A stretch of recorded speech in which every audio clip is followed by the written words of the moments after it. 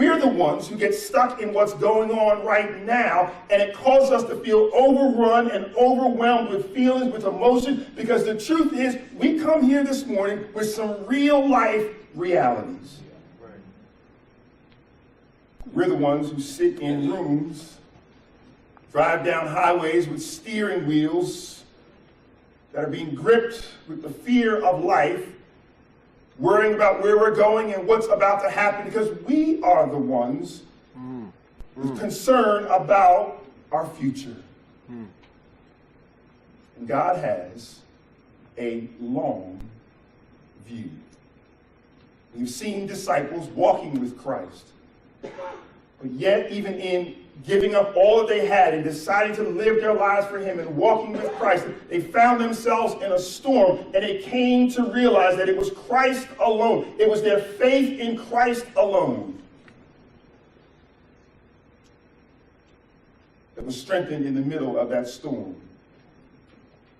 Whether it was those who have no concern, no regard with Christ, when Christ intersects, when Christ shows up in your life,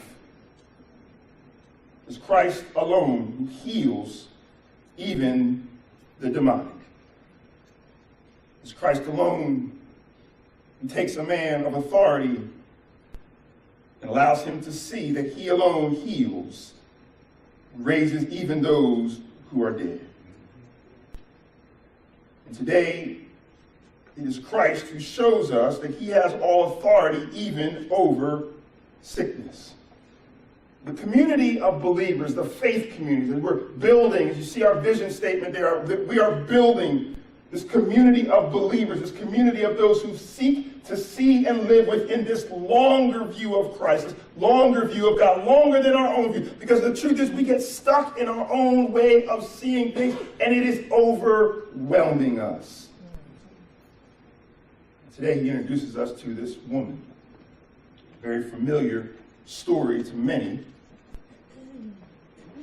Her challenge is that she's had this issue, this discharge in her body for 12 long years.